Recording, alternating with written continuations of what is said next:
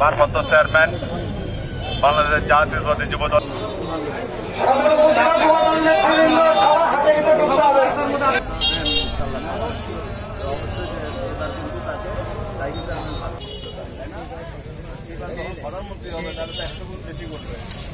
তখন কিন্তু বগুড়া শহরের এই বগুড়া জেলায় মেডিকেল করে আপনারা এই বগুড়া ৬ আসন থেকে বিএনপির জাতীয় সংসদ নির্বাচনে আমরা বিএনপির ভারপ্রাপ্ত চেয়ারম্যান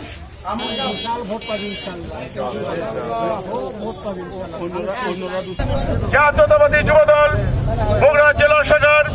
বিপ্লবী সাধারণ